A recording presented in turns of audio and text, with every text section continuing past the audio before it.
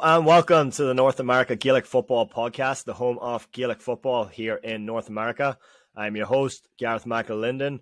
Just before we get going, quick shout out to our sponsors, Masita, who've been the official sponsor of the USGA now for the last number of years. I want to quickly welcome our guest today, Neil McEnaney, all the way from the Donegal Boston club. Neil, what's the crack? How's everything going? All good, Gareth, all good. Thanks very much for having me on your podcast. The past number of weeks, you've been entertaining me when I've had my own injury. Listen to them. It's a good show. Fair play to you, yourself and Connor. Yeah, Connor unfortunately couldn't be here tonight, but he'll be back. He'll be back on the grind soon. So, been a busy couple of weeks in both our ends. I've got baby 2 on the way, and he's got a lot of stuff going on too. So, trying to get them. I didn't know. Yeah, just nationals is a no-go this year, unfortunately. Was kind of looking forward to it, but not this year, unfortunately. But Neil, do you want to just give us a kind of quick backstory on your end, kind of where it all began for you and how you got to a Monaghan man playing with Donegal Boston? I want to hear the full breakdown of this story. It's a good question. It's a question I get asked a while, or a lot, I should say. I mean, I was born in New York myself. This is going a long way back, I guess. But born in New York, so that's kind of my earliest GA memory, to be honest with you, would be actually in Gaelic Park there in the Bronx, actually just following the ball up and down the stand, just running up and down, and then moved to Ireland when I was 7 to Carrick. Carrick Emmets would have been my home club in Monaghan, and like anybody else, kind of growing up, you're kind of playing, and it's nearly something you're just doing with your friends, for me a lot of the time, and then it gets more serious as you get older and everything else. And then in 2015 then, fast forwarding a good bit, 2015, October, I moved out to Boston, and obviously I had no allegiance to any club out here. What I ended up doing, I was in Dublin Airport, I looked up Boston GAA, and the chairman at the time was John Cunningham, JC, a Donegal Boston man. I sent an email to the chairman. He got back to me, and he was good enough to get me in contact with a few boys that the Paddy McDevitt, and I was working for Eamon Kelly and these guys for a few weeks and whatever else, and then helped me out, get on my feet for first few weeks I was here. So obviously then there's the loyalty there. The following summer you're gonna start kicking ball with them. So that's how I ended up playing with Donegal Boston. I was luck of the draw, really. He happened to be the chairman that year, and that's who I sent the email to. So yeah, and Jesse obviously is a very well known character out up in the Northeast. He was involved with GA here for a long time. Very well known, not just in the Northeast, but in the USGA as a whole, and has a big following. A lot of lads speak very highly of him. So, and obviously myself meeting him out in Canton a couple of times myself. Just a great lad. I was talking to him recently. Actually, he's out in Sweden doing very well. I believe he's something to do with the European GA board or whatever else. But I know he's with some crowd called.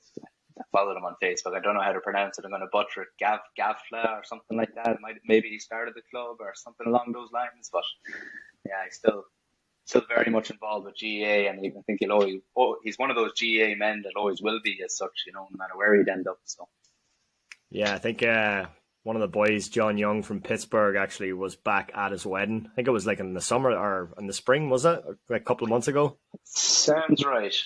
Yeah. Sounds right. Sounds like I know it wasn't too long ago. You could be right there. Yeah. Very good. Yeah, that's brilliant. Well, I know we touched base a little bit before the episode. Obviously, you've been playing now for a number of years with Donegal, but a little unfortunate injury now has kept you out for this year. Yeah. Against your former club, the McEnaney, I was intermediate game. 10th of June it was, and it was I was defending at the time, and I kind of had the forward stopped and dived for the block, and straight away I felt this pain like I never felt before in my life now, I'll be honest with you, you know. And what I ended up doing was rupturing my patellar tendon in my left knee. So that's the tendon that connects the kneecap to the shin bone, ruptured kind of completely off the bone.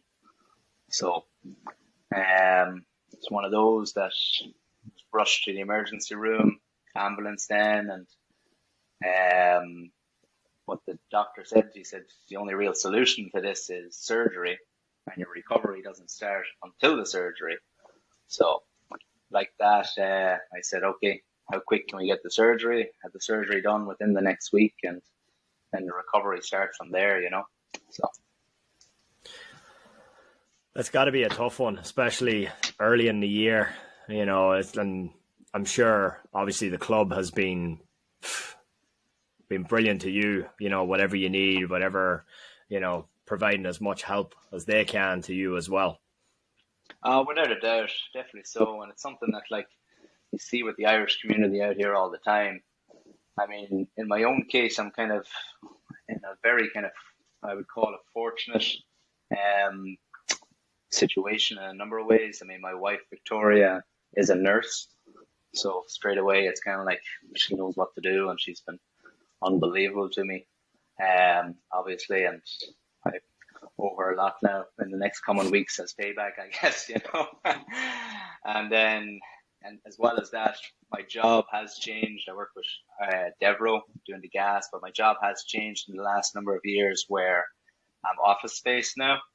So they've been great with me that I've been able to transfer my work to home, working from home. So even obviously, you know, the money coming in is one thing, Gareth. To keep the money coming in is huge. But on top of that too, even for your own sanity, you're still waking up at your, you know, 7 o'clock start, and you're doing your 40 hours a week, and you're keeping busy that way. Like, you know, there's only so much Nintendo and podcasts and whatever to listen to, you know, that sort of way. So I've been very fortunate in that respect. And even with Donegal Boston, the lads at the club, like honestly, the text messages coming in, the well wishes, the phone calls, boys, you know, tipping over to the house, even lads giving me lifts down to Canton at the weekend to watch the games and stuff like that. Like, and really can't thank the lads enough for everything, you know. Well, And I would even say, probably, go ahead. Oh, I would say even, have you had like lads from other clubs maybe reaching out as well? Without a doubt there. I mean, like, I've kind of, over the last number of years, like, kind of, the longer you're in Boston, the more you see the more familiar heads. I mean, there's a lot of Connemara lads that work with Devro too that I would know, get on with. They've recently enough started a soccer club, Connemara United, and I've kind of met a few of the boys from either all the different clubs, really, the Shannon Blues, the McEnaney, and whatever else, and even lads that, you know, like PJ Conley from Connemara, a neighbour of mine now in Abington, Jimmy Rigney from McEnaney, neighbour of mine in Rockland there, just over the road. So, like, obviously there's the big rivalries between the clubs and whatever else, but, you know, it's good to see that, you know, it's still kind of the friendships off the field and everything else, you know, the way I'd put it. So the rivalry between the lines.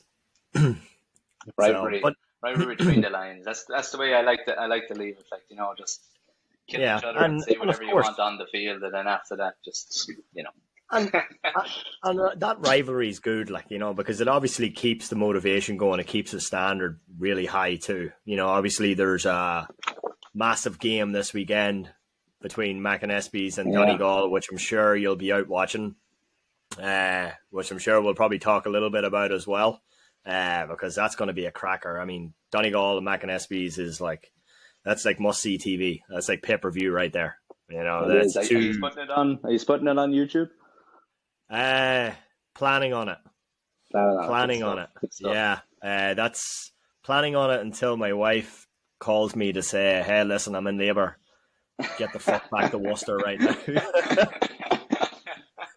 which is probably, you know, that would make sense, right? So we actually have a final on Saturday for the Junior C, and then very good. So I'm hoping another week. August 13th is his due date, but could So literally that's the be finals any. weekend. Yeah. You'll get another week. You're good. You're in I there. I hope so, but that'll be. I mean, I Peter Murray from the Northeast Division called me hmm weeks ago and was like, "Hey, listen, this is going to be a cracker. Do you want to video it and try and live stream it?" Now we have no clue what we're doing, like even when we're videoing it. So it's like, Peter, we're gonna give it a go. Like, it Yeah. might work, it might not work. But like, I think the ones we did video, we're able to go back and, like, all right, we can maybe clip out a little bits and edit it away so that it's at least watchable. Obviously, live streaming is a different animal. Yeah. But we'll see. I mean, give it a go, and if it works, great. If it doesn't, you know, learning I learning mean, curve. there's definitely huge interest. I mean, like, you think of all the players that have come and gone for both clubs. Like, that the guys at home, they're so interested in watching it. Like, you know what I mean? And to see it live would be huge if possible. So Oh yeah. I mean, yeah, look at the players even the last couple of years. Like, there's, even with yourselves, there's Paul Mannion back in a Dublin jersey I know. on Sunday, Yeah, which is pretty incredible to see after seeing him out playing in Boston last year. I Last year, know. right? Was it last year? Last year, that's right. And Yeah, it it, was it, it last year. goes, it does go to show the standard of players that come out. Like, I mean, Paul Mannion there out with us last year, obviously, all of a sudden there Sunday playing in the All Ireland final, man of the match in the All Ireland final. You know what I mean? It's like, all right, he was the best player in the biggest game of the year. Like, and he was out playing with us all year last year. So, So, like, you obviously played back at home as well. Like, how would mm, you consider the standard of football? So you've played, you've played pretty much every division here, right? You've played junior, you've played senior. How would you yeah. compare the standard of football here in the Northeast compared to, like, playing back at your club in Monaghan? Monaghan club football is definitely kind of rough and tumble. It's every team, nearly every player is putting their heart in their sleeve and everything on the line when they're playing. There's no real easy games. I would say to compare it, I would say the club football. I mean, Carrick Emmets would be my club. They'd be kind of senior, yo-yo down to intermediate and then back up to senior. Usually when they go down to intermediate, they're not long there and they'll be back up to senior. So that'd be kind of the level. I would say that the club football at home would probably be maybe a little bit of a step above. The only reason I'd say that nearly is because all the club players, they're playing with each other for a long period of time, which is one of the challenges you get out here, no matter how good of players and, teams that you have. Like, you have to get it right to gel it in such a short period of time as well. Do you know what I mean? Whereas if you have that chemistry kind of all the way up, then, you're playing with lads that you're playing with all your life kind of thing. And realistically, for your average club team, you might be adding, maybe 2 or 3 minors in a good year that might be coming off the bench that you're kind of adding to the team a little bit, that sort of way. So in that sense, I'd say it's a little bit better. But I mean, in terms of the actual players themselves, the standard's probably better here just because of the big names that you get. I mean, we had obviously Dermot Conley in 2018, and then similar story that we were just talking about with Paul Mannion. He, whatever the visa issue in 2019, I can't remember the exact details, but turns around then, goes back, joins the Dublin squad in 2019 and, helps them win pivotal and helping them win that 5 in a row that year for them. And you look at the players that come out this year too, like, I mean, the biggest name I'd say is probably Sean Kelly for Connemara Gales come out, like he's captain of Galway.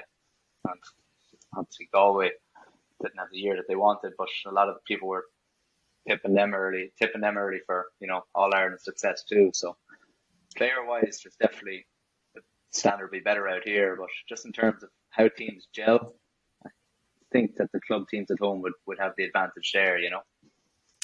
It's also very different with the 15 aside too versus the 13. Yeah.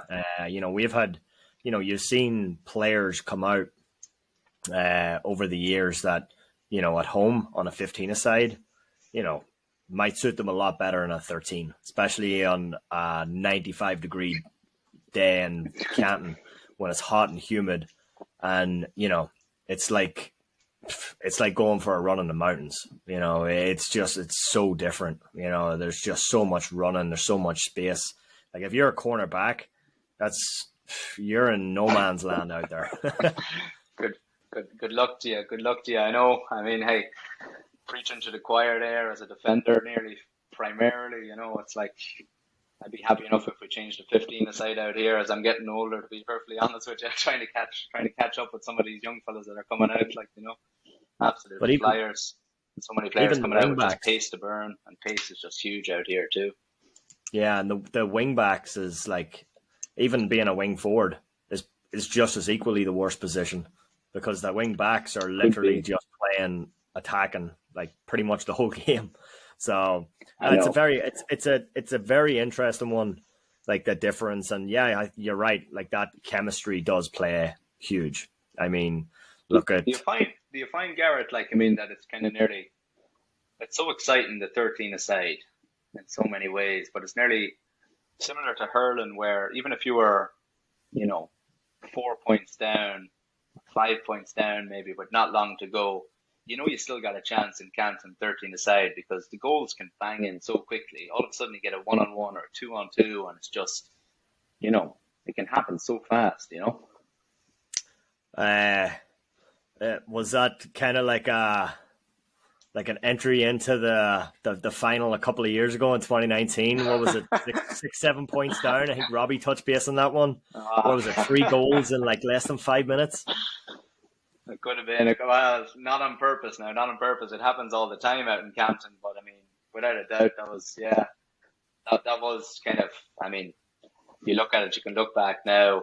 I don't think the McEnaney should have really lost that game at all when you look at it, but at the end of the day, that was it. Like, I mean, there was a belief in our team that day that we could just keep going to the end, So, and like that, Canton, 5 minutes is a world of time in Canton, Especially with the space, yeah. No. Yeah. I know that day still haunts Robbie Croft. Yeah, he talked about it a little bit on that episode, but he was like, if there was a ground he could have hit under that ground, he would have dove right in it. So it was a long day for him, but I think, was that the year you won the treble too? That's right, actually. Yeah. We won the junior Bs, junior A's, and the senior that year. That's right. And then we went on then to the North Americas it was close to Washington. I want to say it was Maryland or wherever it was. I know it was close to Washington because we went in for a day trip to Washington, to see the city and everything like that. But went on to that as well, actually, and bet some Philadelphia team in the final. I can't remember now who it was. Young Irelanders, maybe, I'm not sure. But won that as well,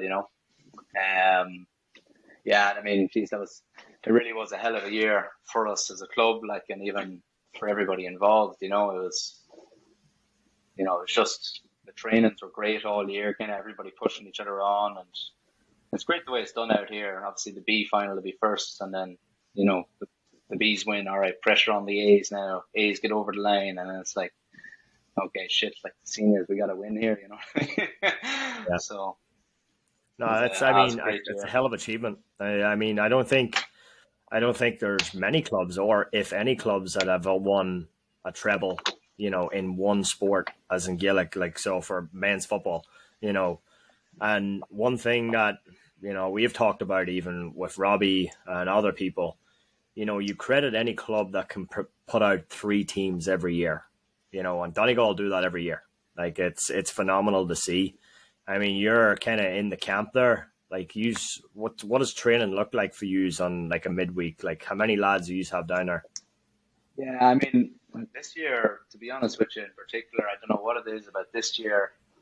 Now, since my injury, I'll be honest, I haven't been down to training, but even before my injury, whatever else, like, you got to really tip your hat to, Porrick the boss there, Declan Scott, Jared O'Kane, like, taking the trainings, because we've been having 50 odd men at training, like, on a normal basis, and it's just, I don't know how you can even start to think how to organize that, that sort of way.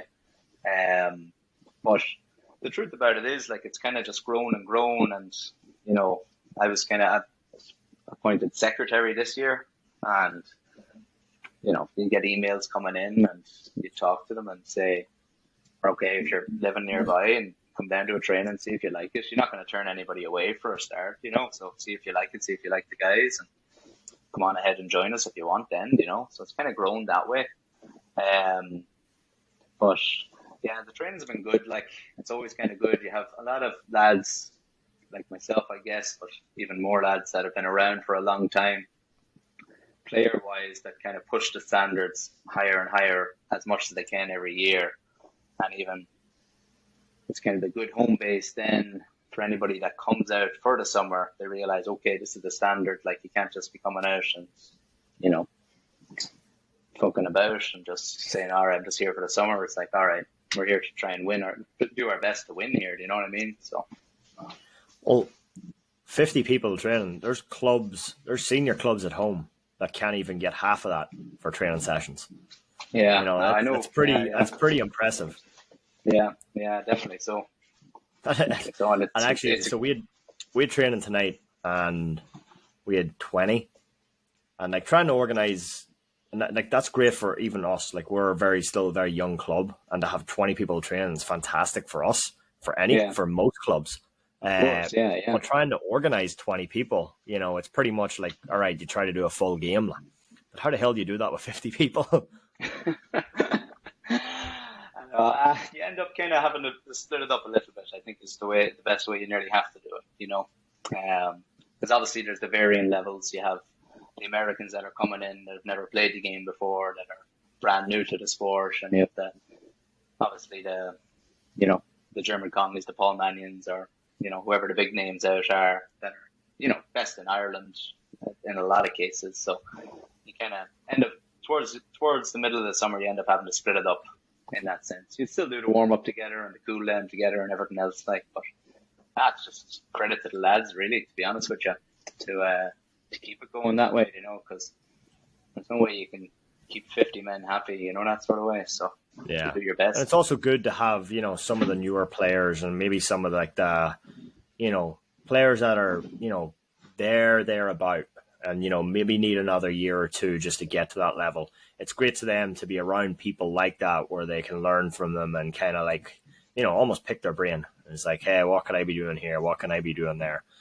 Which seems like almost like a cheesy way, but some of these American kids, they love to ask questions, and they love to pick the brains of. Yeah, they love to pick the brains of Manions and the Connollys and the best players. Yeah, without a doubt. Like, and even myself included, to be perfectly honest with you, you see these players come out, and I always think that like the club football, going back to what our original we were talking about, like the standard.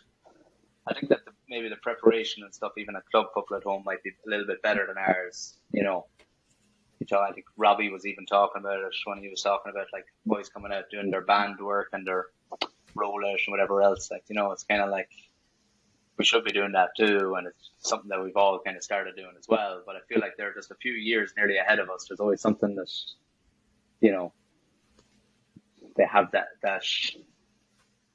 Do you think that's a little bit of do you think that's like here there is that little bit of an older school mentality? Yeah, probably. Yeah, you could be right there. It seems like the lads that come over from home, they're coming in with newer ideas and newer things where you can see a little bit of that. All right, no, like you're here to play football. Like that little bit of old stubbornness. And I was like, this is the way it is, and this is just how it is. But I think people are becoming more like, obviously, like the science behind it. Obviously now you've been, your mind has now been opened up to a lot of different things, which obviously through your injury as well. So I guess education's a big part of that too, right? So when these people are coming over and they can actually like explain why they're doing it, you kind of have a better understanding of it. Yeah, it's probably a fair point. All right, yeah, definitely. So, so this weekend, what do you think? The big one. What's the verdict? Obviously, there was a game on Sunday. Wasn't much of a game. It was kind of just like a kick around just to get everybody out there, just to get through that game. But how do you think it's going to go? Yeah, I wasn't in Canton at the weekend. Now I went down to the Cape with herself, her family, and all that. So I had a great weekend down there. But by the sounds of it, as you said there, I didn't really miss too much. I mean, that's probably the easiest question you'll ask me. I mean, Donegal Boston's obviously going to win by probably 5 or 10 points. It's No, I funny. mean, So I seen. Did you see the game during the season? I think it was yeah, before. the It first was the one. end of June. Yeah, the Yeah, first one, and it was a cracker of a game. But really you was. could Yeah. tell it was still. Both teams were still very early in the year. They were just about. It was getting to the deadline where had more people coming in. Hmm. Teams weren't finalized, but both teams kind of know. All right, even at that stage, the standard was really high. You know, uh, I think it'll be a different game than that one. I think Hi. Yeah. maximum by a couple of points or something. But yeah, it's going to be a completely different game now Yeah, that I'm everybody's here for a looking couple of forward weeks. to it, and you kind of touched on it there, like the standard. I mean, I remember that day I was up in the press box. I was on the crutches at that time, and you get a great view from up in the press box. So I was up there, and there was an intermediate game before it. I was watching that, and then all of a sudden you see the senior game then, and just the absolute speed the balls move, and someone would take at most 1 or 2 touches on the ball before it's kicked past or fist passed again. Like there's no kind of messing about.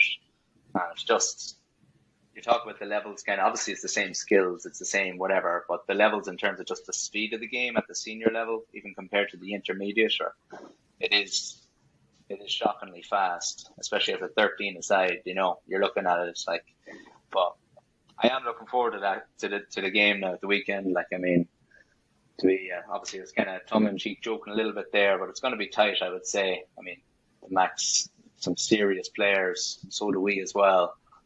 I think if we click, then we should win. To be honest with you, but we'll see how it goes.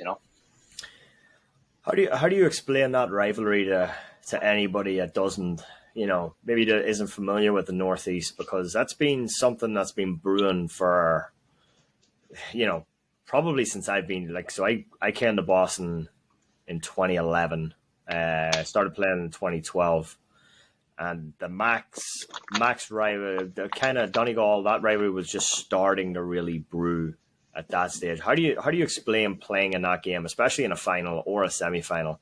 Because the crowds that gather for that game it's unbelievable. Yeah, I know it's the the way I'd usually put it. Like I mean, if you're from Monaghan and you get this reference, I guess it'd be like worse than Carrick, Marrackloon kind of thing. It's kind of just hate each other, or at least it was down through the years and still is now. But once it's kept on the field, I mean, I remember there was a game, and in terms you're talking about the crowd and everything else, like when you're in the middle of a game playing, at least I tend to, it's just I kind of tend to zone out the crowd, and you're nearly just focusing on your own sideline, your own management, whatever they're saying to you, keeping the positive in. But I remember I was playing a game, and it was down towards kind of the bar end of the pitch in Canton against the Max, and I can't remember, I was shouting for a 45 or a wide or whatever it was, and I won't name the person, but he was a Max man that I work with, and he was shouting at me from the sideline, called me a this, that, and the other, and I didn't even notice that he did it. And I was talking to him in the bar after, and he said, "Gee, sorry about that, lad. Called you this, that, and the other." And I goes, "I didn't even notice. In one ear, out the other. Do you know what I mean? It just didn't bother me. Between the lines. Like, Between the lines. between the lines. Yeah. It's like you weren't on the field, so I didn't. You're nothing to me if you're not playing. So, Yeah. yeah, it's a great rivalry in that sense. Like it's a big rivalry between the clubs. Nothing wrong with rivalry too. That's what you want. That's the games you want to be playing in. To be honest with you, semi-final against the Max this weekend. Like I mean, geez, I wish I was playing. I wish I wasn't injured. I wish I was togging. I wish I was there. But sure, that's what you play the football for those days. That's what you train so hard for all year, is to be playing in a game like that, and then hopefully trying to get over the line, and then playing in the championship final the next weekend.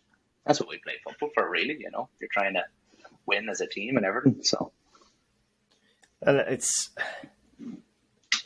almost like if you didn't have Donegal, you wouldn't have as big as a push from the other clubs too. And same with the Macs, and same with the Gaels, and same with these other clubs. It's you take out that senior element. Where's the draw? Where's the riot? Yeah, it's not as, it'll still drive people and drive traffic, but there's a reason why there's more than 1,000 people out there Championship Sunday to watch a McEnaney's Donegal game, a Donegal Connemara Gaels game. Even like I remember the Blues was a big one as well. A couple of years ago. Those games were. Even the Wolf Tones for years as well drove out big crowds. That's right. And it's it brings, like, people talk about you're bringing Mannion out and you're bringing Connolly out and all these players, and it's like, yeah, but they're bringing freaking people want to come out and watch us. It's really entertaining stuff. I know, and especially on the sideline. And it puts arches in the seats, and that's just. Yeah.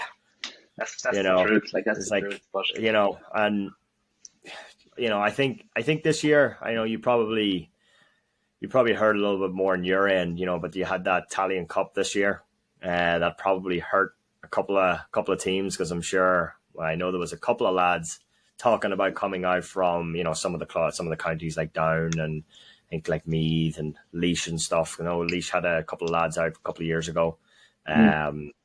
Which would have made it a little bit more exciting too. But, the standard is still absolutely quality. You said, like, even the captain of Galway there's actually a couple of lads from Monaghan out this summer as well, right? I think one from the Max. Well, there's one from my own club at home, Donegal Swinburne, Bunty, he goes by.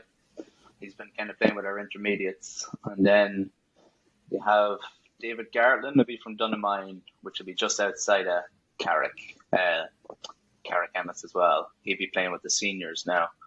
I don't know who's with the Max from Monaghan. Is there a Monaghan man with the Max? I thought there was somebody, a cornerback maybe. Could be. I'm not entirely sure now, to be honest with you. Well, if we're going to be videoing that game this weekend, we should be. And if we decide, put a bit of commentary in the back, maybe we'll throw you on the mic as well. At that point, we better fucking get to know all the people. Oh my God! You do the Max side, I'll do the Donegal side. How about that? I'll know all that Donegal Boston players at least. Yeah, there was what was it? They did it last year with the Max Donegal, and I think it was it John Moylan? It was John Moylan, one of the other lads that videoed it, and I think by the second half, Moylan had a couple of too many drinks in him, and it was fucking hilarious. Is that right? I could have listened. You could listen to him because he's obviously a hurler as well, but very passionate hurler, So yeah. You can imagine him in the second half. He was just going off. But maybe we'll do a warm up for this game and then get it going fully for the final. We'll see how it goes this weekend. Fair enough. It'll be a great game. Else giving me jobs. But obviously, then you talk then about the Gaels as well. Whoever wins this game is going to have a very, very tough game. Yeah. I think Gaels, from very early on in the season, seem to be the team to beat. Have you watched much of the Gaels this year? Yeah, definitely so. You said it there, to be honest with you.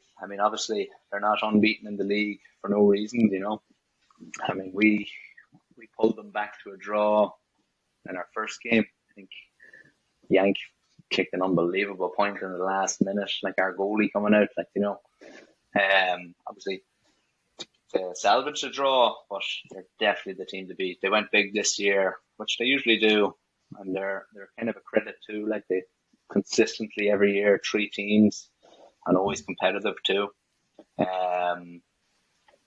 But obviously they're waiting in the wings. They're in pole position really. They can look at this semi-final and they can take notes and I'm sure their whole team's going to be out watching and see who they're going to be marking and watching them closely then too, kind of thing, you know. But yeah, we'll see how it goes. You know what I mean? You never really know.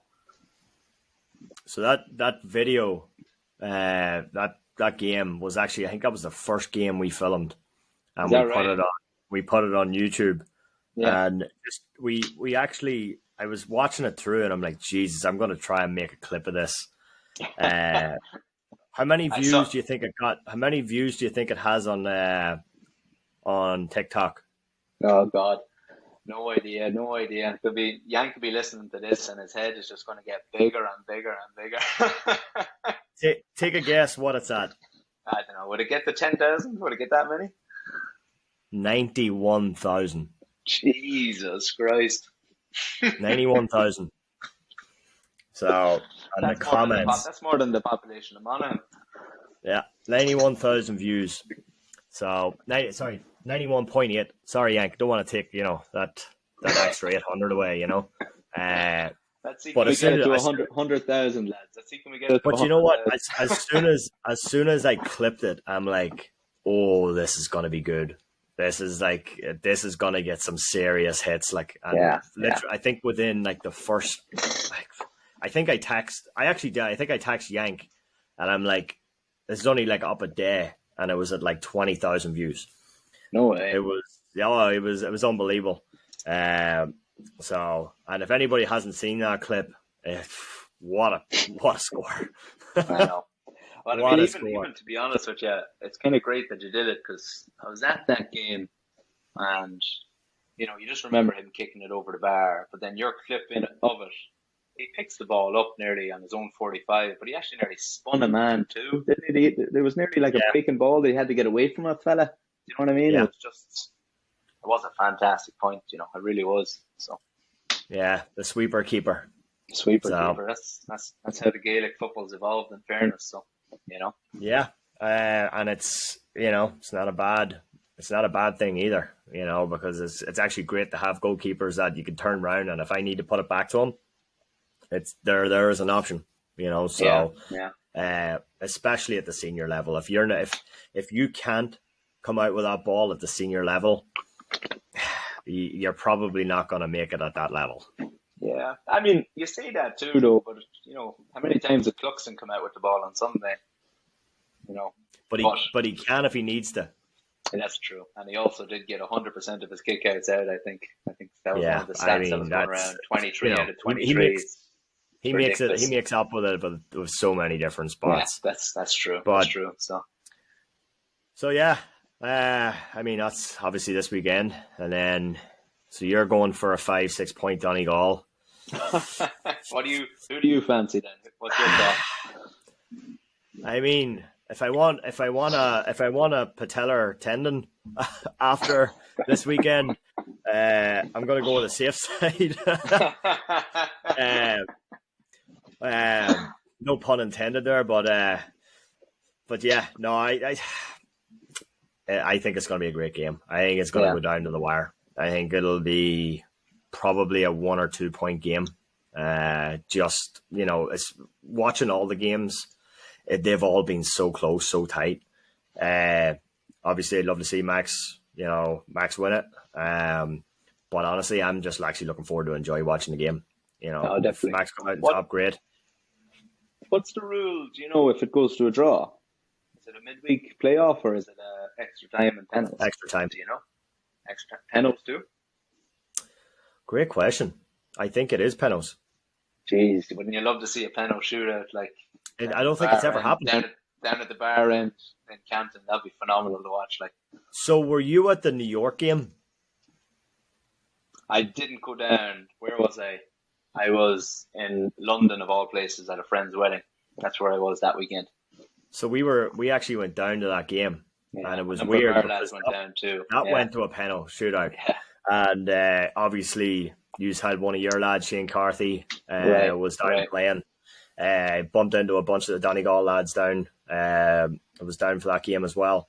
But that went to extra time and then penalties. That was just a weird game. Even the penalty shootout the penalties were terrible. Were they really? No Oh way. my God, they were brutal. It was just miss after miss after miss. It wasn't the best quality, but at that point, I think it was late. I don't think they expected extra time, and I don't think anybody expected penalties. Wow. So It probably kind of wasn't had to many be. lads practicing. I know. I'm sure. I'm sure Leitrim had their flights booked back for whatever day, Monday or Tuesday. There was going to be no replay. You know what I mean? It had to be done Oh that night. no, So, it would have been a disaster. you That know, would have been brutal, even for the lads then to go back for a replay like on a Wednesday or like the weekend yeah, after. Like that would have been harsh on the yeah, no, lads, like, you know. they wouldn't But for wouldn't have been years out. they've Yeah, been I just mean, writing them out, and these things can happen. So that's it. That's nobody it. expected New Nas, York to win. delighted for New York. Like delighted for Carthy as well. Like I mean, he kicked the equalising point, maybe in extra time, maybe in full time. I can't remember now, but yeah, I watched it back. It was it's a great game to watch now. In fairness, it really was like just how tight it was. Like when two teams are so close, nearly no matter what the level, it's always kind of engaging to watch to see who's going to get over the line. Yeah, and there was a lot of actually lads that had played in Boston previous.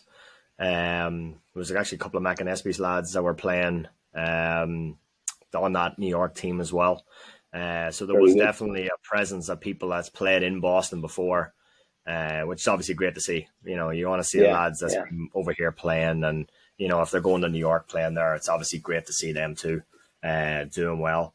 Um, but just kind of like to move on as well. Obviously you have your injury, you're healing up, you're recovering. What do you see yourself now in the next? How do you see your involvement in Gaelic football going forward? Yeah, well, I took over the role of the secretary this year with the club, and I've enjoyed it. In fairness, like it's a bit of work involved. You nearly feel like a middleman a lot of the time. To be honest with you, you nearly just forward on emails and doing whatever needs to be done. So, I mean, if they'll take me next year if I'm voted in, I'll probably do the same again next year. And started a newsletter too for the club, which has been kind of successful enough to kind of do match reports in it and different things that's going on, past players, stuff like that. I mean, I hope to be, even with the injury, touch wood here, hope to be playing football again next year is really my main thing. You kind of you're involved with Gaelic football because you love playing, really, and then you kind of on the administrative side is nearly a giving back kind of thing because you love how much the game's given to you as well. So what level I'll be at is another question. Because with the injury itself, you're kind of obviously the physio I've started now. You're bending the knee slowly and trying to get it back to that full range of motion again. But one of the main issues with it is because you're on the crutches for so long, you lose all your muscle in the quad completely, which is obviously the biggest, and it's just like complete jelly. And even in the calf and the hamstring and everything else, that all has to be built up again as well. So that's kind of a long process, but we'll see. Like, I mean, I plan on being playing football in some sort next year. And then I know you took a shot at it this year to referee, and I was refereeing for a good few years out here as well. Never too high of a level, but I'll probably still help out with the refereeing whenever called upon too, I would say. So I'm not going anywhere anytime soon just because of a little broken knee. Uh, Refereeing could be a whole other subject to talk about. I know. How are you finding the refereeing, Gareth? Are you enjoying it? So I've refed a couple. Like, I actually don't mind it. Like, what I mean, because what I actually like. I actually like refereeing some of some of the lower league divisions, especially with newer players. Because then you're Yeah. able to almost like coach. And like some of the American lads that are coming in and they're maybe asking why. Like one of the best Yes. games I refereed was it was like a 11-a-side tournament. I think it was Hartford, and I think it was them and Trinity, or I can't remember who it was, but they had a lot of like American lads on, like newer players. Mm-hmm. But the game obviously wasn't as fast. But when they're coming to you, it's like, hey, I don't understand why I got that free. What happened there? All right, here's what I saw. I saw you do this, that, like, just watch for that going forward. And they were actually appreciated it. Yeah, Obviously yeah, when you're coaching at a higher level, they're expecting high standards. So if you make, like you've seen it out there in like intermediate and senior, all eyes are on you, and you yeah, make that one mistake or one call that you didn't see. Like I've said this actually multiple times. I think for senior football in Boston, you need two referees in that field. You almost need one watching the play and one just watching the inside forward or watching the surrounding, I because know. you you can't see everything on the field, especially for a game that's so fast. You Yeah, cannot definitely see. so. But I You mean, can't just expect one. Like look at American football, right? How many referees do they have out there? Like five. no, I don't even know. It's something crazy, like, isn't it? Yeah, and they have all But different letters on the back of their jerseys. I don't know what they mean. even basketball. Basketball is very like, and look, think of how quick Gaelic football is Yeah, with with three times the amount of players almost that's on a basketball court, and you're trying to one person manage 26 I people. know. It is nuts when you think about it. Like, I mean, one thing that kind of would annoy me when you're refereeing sometimes is you're standing in the middle of the field, both teams ready to go, and you look down on both ends, and there's no umpires, and you're like, lads, I can't be behind every kick to see if it's going over the bar or wide here. This isn't going to work. And then you're shouting for umpires, and you nearly had a standoff. It's like, well, I'm not starting the game until I get umpires, but you know, second ref, I mean, that's something obviously that would be decided at the top level, but I guess that's what the umpires and linesmen are for. But do they get kind of the best help with the umpires and linesmen out in Canton? Sometimes maybe not really, because really what they usually do is you get from the teams that just played, depending on who it is. Sure. Well, Yourself, of course, then they're going to get the decision that's going to favor their club, right? yeah. And that's Well, the yeah, challenge there. that's it. Like, and that is great. In fairness to the Boston County Board, every year, as far as I'm aware, that I've been here anyway, that they always bring referees from home that are completely neutral, nothing to do with any club, and they just come out and they don't care about the big rivalries between any club or whatever else. They're just gonna play it as they see it, or ref it as they see it, I should say. And it's usually top level refs anyway. But I mean, no ref's ever going to get everything 100% right. I mean, I've blown the whistle sometimes, and I'd be like, shit, I made a decision wrong there.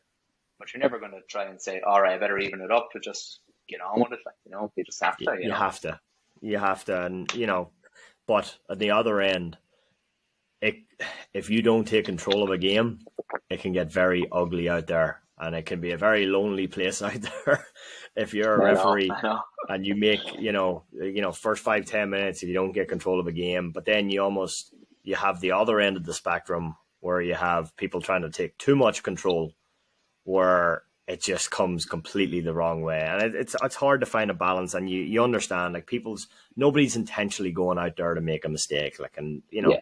heat of the moment.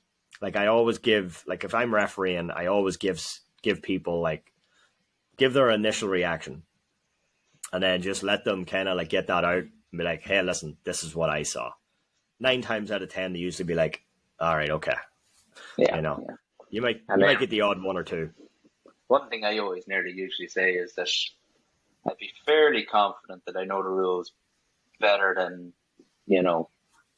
definitely more than anybody in the crowd a lot of the time when you hear some of the stuff that does be shouted in, like, so you kind of take that into account as well, that sort of way. And then the communication is key too, because if you can explain what you saw, you might not get it right, but at least if you can tell the player, look, that's what I saw. So simple as that. So, yeah, and move on. A thick skin helps a lot too. So, oh, you can't. Yeah, you have to be very thick-skinned, especially in Boston. It is. I mean, it is something that has definitely been talked about. And that's just. I think this is like GA culture in general. There is almost more that needs to be done on the club side. for, and then obviously on the referee side, you have to make sure you're getting the right people refereeing the right games too. So it comes from both sides. Yeah, but, definitely so.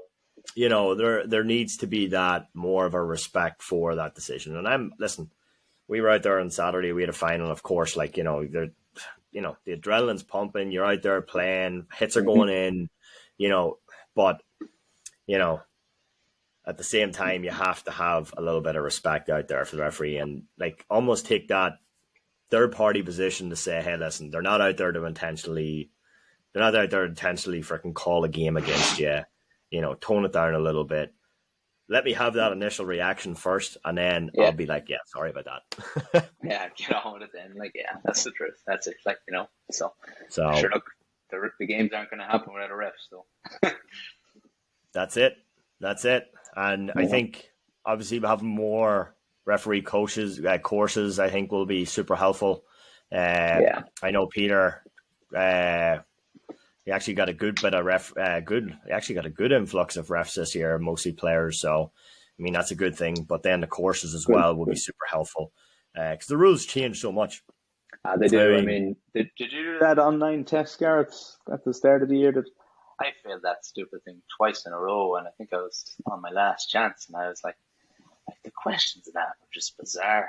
I mean, maybe I don't know the rules that well, but I mean, I was going to say, just as we thought we knew the rules, and it's like, hold on, Jesus. But some of them are pretty bad. Like even stuck out to me. I'll never forget it. It was like, if the ball hits the corner flag and stays in play, what's the call? And I was like, shit, I don't know. Wide ball, play on. Play on is in soccer anyway, I know that. Sideline ball, or then the other options was like throw up on the 13, throw up on the 21. The answer is sideline, just so you know, but that's only because I got it wrong twice in a row, It's just like, oh, it's ridiculous. And then tripping. I didn't even know tripping was a freaking black card. Oh yeah, I would know that one now. Tripping, yeah, that would be. But even tripping is that's not a. It can be black card. It can be harsh sometimes. See, that's where it kind of comes into it, where you have to.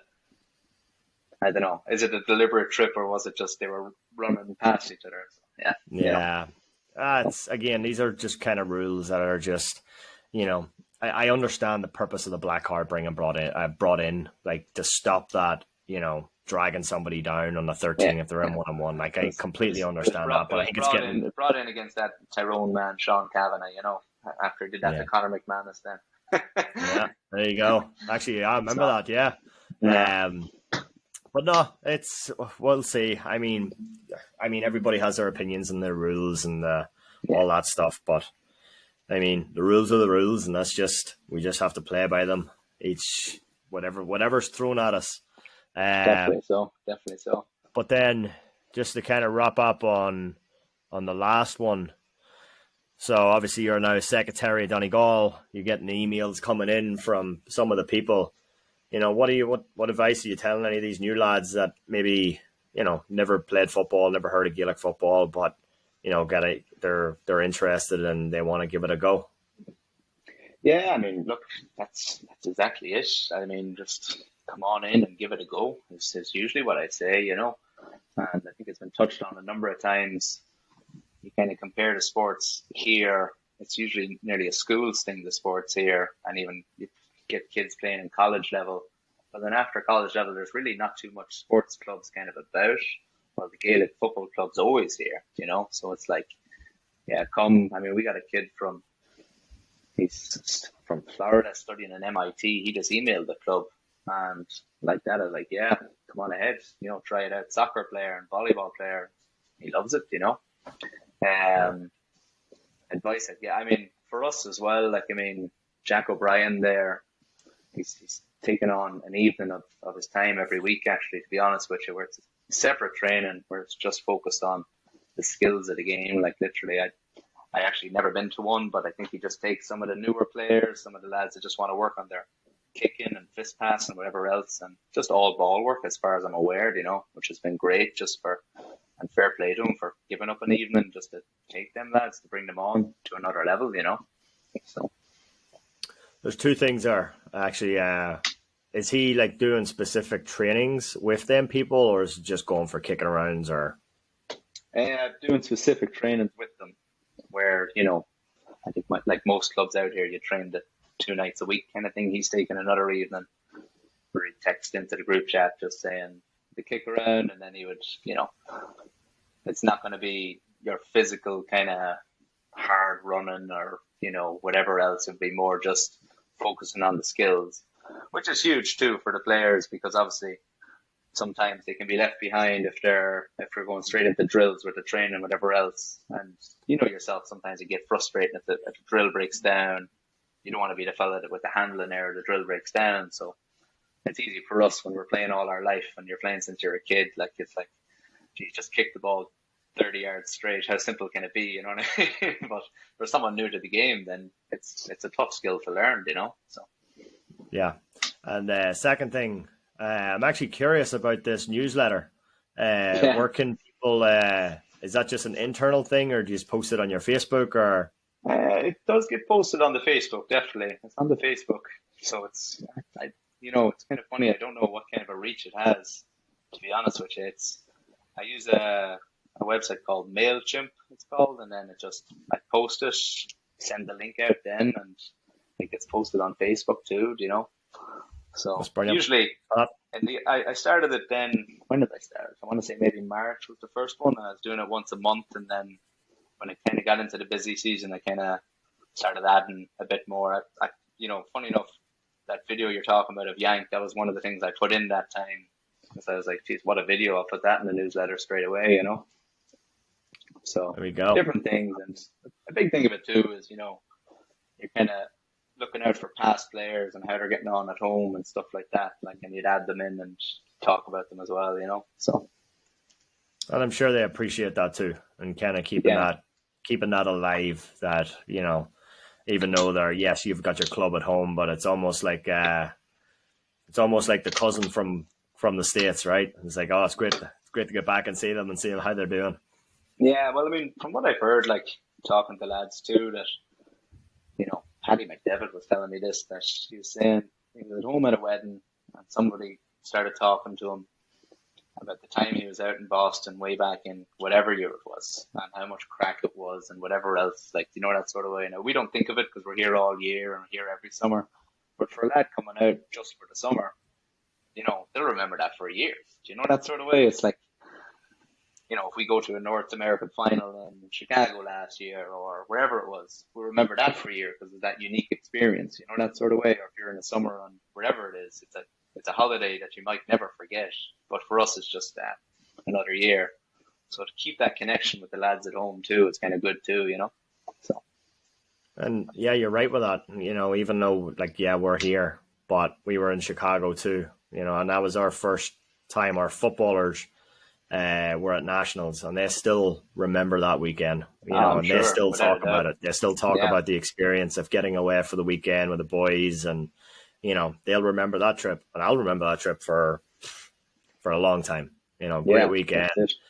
You guys had a great final. We lost in the final against Charlotte, but I remember watching that game with you guys and Cougars. Like, that was a cracker. The Cougars. Yeah, oh Jesus. My God, that was a cracker of a game. Jesus, it was a hell of a weekend. I remember, to be honest with you, we came down late getting in Friday night, and it was first thing Saturday morning at the semi-final. I was pissing rain and everything else, and the semi-final went to extra time, and we just got over the line then in that one. It was a Chicago team, I think we were playing, actually. And anyway, to be honest with you, I remember we were watching the semi-final later that day, the other semi-final, the Cougars, and God, I can't remember who they were playing. It could have been Delco Gales, yeah. I think it was Delco, yeah. But I remember watching it, and I think I had Scott beside me, so me and him would be some of the older lads on the team, and I said to Scott, I was like, Jesus Christ, we don't have a chance here. I was like, that is a hell of a team. They just had lightning coming from everywhere. I think they had Alex. Well, they had your boy Tom Brady used to play at Dublin. That's right. Not the American football Tom Brady, but the All Ireland winner Tom Brady. And we were looking at them. Being honest with you, we're like, Jesus Christ, what a team they have. For Junior A, but like that, extra time and penalties and everything else. And, yeah, it was a hell of a weekend. No, it really was. Yeah, and that's for us. We got we had an interesting one because we actually had the hurling and the football were there, and the hurling actually had a game against Chicago first thing in the morning. But then we had a football game on the Friday as well. No way. And we played the Cayman Islands, who had, so junior C you can have 3 Irish, Yeah, the that's rest have right. American. We were playing 13 Irish lads, so it was interesting how it all played out. But it was just, it got political at that point. It was interesting. But the boys were like, we had a hurling game, we had a football game. That was the Friday. And the Saturday, we had a game. Yeah, I remember the piss and rain. We played Cleveland, St. Pat's. By that time, we were all goosed. And then the Sunday, then we had a game against Charlotte. And by that time, everybody was done. It takes some toll on the body. Like, I mean, I don't know if there's any, like, Jesus, fair play to you doing the dual sports, the football and the hurling, in the one weekend, because it's played like that, and it's kind of great for the likes of the clubs coming from all over the country that wouldn't have a strong championship like Boston does, But it's a great weekend, even if you're just going for the crack or if you're just going to try and win the thing. You're still going to have the crack anyway. You know what I mean? So, do you think more kind of travel tournaments would be, obviously you don't want to take too much off of your time, but do you think more of those travel tournaments should be kind of introduced? Like, I know they talk about like different, like I think San Diego has the Sevens tournament. You have other tournaments up in like Seattle, not Seattle. Like Denver has one up on the hills. Denver have one every year. But like, wouldn't it be great to have like a tournament in like Nashville or like I think Vegas? actually, I know. Jeez, there'll be some crack anyway, if nothing else. Well, I think it'd be, and it would be more like the home based people, right? Yeah. So, doing and it in the wouldn't, off-season kind of thing. you wouldn't have to focus on team. You could almost do divisional. I think we touched base on this earlier. Like if you had like a Boston team where, you almost each division put like a senior, a junior, and even an All-American team. We all just travel, and like you're almost getting to know the people, on a personal level too. So, how do you think something like that would go? How do you think that would go? It'd be good, great out crack. Like, I mean, Jesus, you'd enjoy it, especially if you're talking about going to Nashville or Vegas. I haven't been, but I've heard great things. It's hard to know when you'd fit it in, I guess, is a question. Well, I suppose you could fit it in the off season anytime, right? Long weekend. I'd be up for it anyway. It'd be great crack. I mean, realistically, it's kind of one of the reasons I love the football out here compared to Ireland in a lot of ways, because in Ireland the club football just seems to drag for so long. You're starting training in January, and talk to lads even before that, they're doing gym programs, and then depending on how the county does, you're not playing until could be keep going till October, November, and then it starts all again. Well, here we have that definite, this weekend semi-finals, next weekend finals. North America's end of August, and that's it. But yeah, I suppose, I mean, if you're to turn around and just say, all right, we're not going to train for this, we'll just put a few teams together, play in the Sevens tournament, I'd be all for it.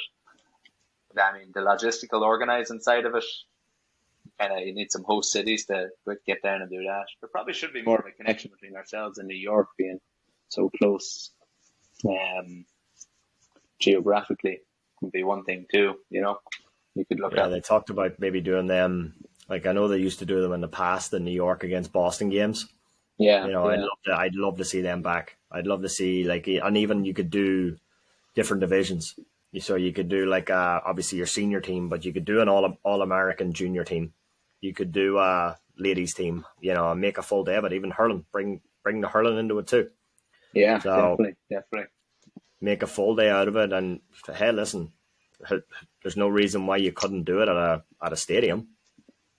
So yeah, so Gaelic Park would be one. Obviously Canton, you'd have a good, but I mean, we've actually got a tournament coming up. Not a tournament, like a game. It's going to be at Polar Park in Worcester. So Very it'll good. actually be Gaelic football and hurling played in the park. So the field's going to be set up already for American football. So we'll Yeah. just piggyback off it. Oh, nice, nice, good stuff. So like things like that will be, there's no reason why we couldn't get exposure like that for Gaelic football and hurling. It was obviously played in Benway Park before, but if we can get it on a stage like that, obviously it's only going to help the sport as a whole. Yeah, without a doubt, definitely. No, I'd be all for it for sure.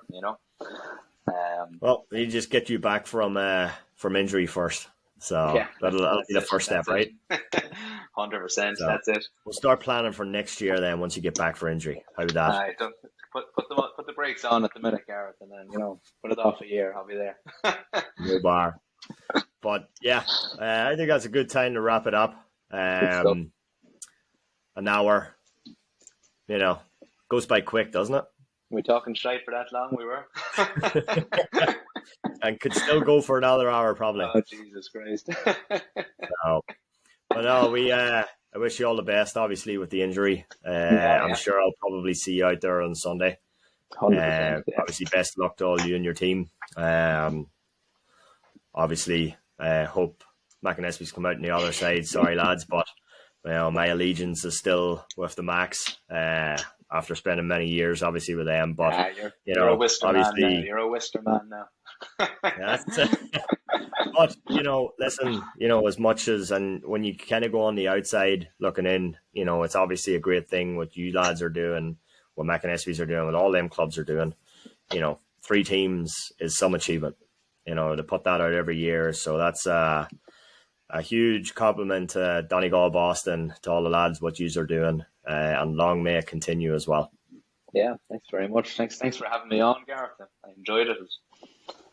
No bother. I'll take a look out for that newsletter too. Check the Facebook just before we wrap page. It should be up there. It should be up on the Donegal Boston Facebook page. So perfect. All right. Well, again, just shout out to our sponsors, Masita. Appreciate all the help and support for the podcast. Best of luck to Donegal the rest of the season, and we'll catch you on the next episode. Thanks. Thanks, Gareth. All right. I'm just going to stop that.